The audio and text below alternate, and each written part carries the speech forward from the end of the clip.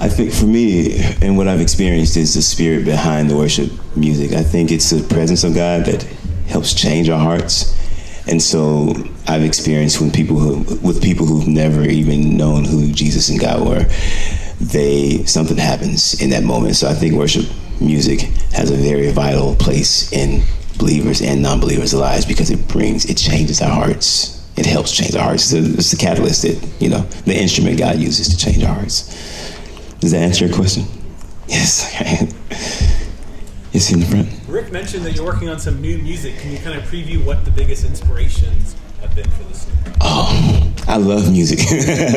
And I love creating music. But this one especially, I've been able to sit with some real important people in my life and real kind people in my life. Jess Cates has been one of the writers of all the songs that I've done, and this time I've also gotten to be with Jason Ingram and Jonathan Smith, and just the heart behind what they're doing. It's gotten me fired up, and so I've been singing songs at church and been in the studio and singing on the road. Matthew West, one song people don't even know, it's not even out yet, and they're just singing it right away. I was telling them I love this. Can you believe this? So it's exciting. Yeah. That answer your question? Yes, ma'am.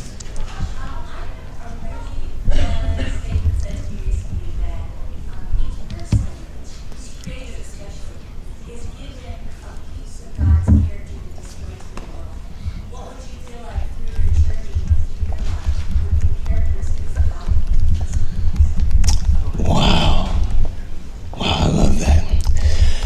The part of me that has to keep pointing to him, actually, characteristic of God, man, that's a hard one. It's like I don't even want to touch it. I'll tell you this. Every part of me realizes that I'm only complete because of God, and so it makes me keep pointing to him. Like, I believe that he's given me the character of a father who wants to look after his kids and make sure that they're doing well in life and that they're healthy emotionally.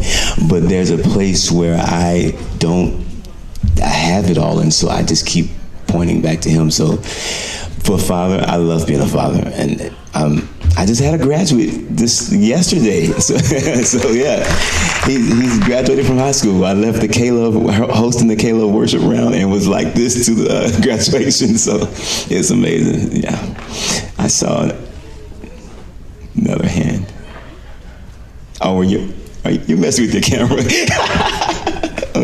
Yes, sir. So you talked about it a little bit earlier with us. How do you, being a worship leader full time and this music career full time, dad, husband, all that good stuff? How do you balance all that? Man, my wife and I have 7 kids in the house, and but I'll tell you one thing I didn't say earlier. My pastor, so yes, we are always trying to figure out balance. So we're all standing like this. And yesterday after graduation, everybody's there, right? But one of the blessings I have, my pastor is, he's up for a nomination tonight, the digital, I forgot the name of his book. I can't wait to tell him this. The Digital Fast, we did it at church.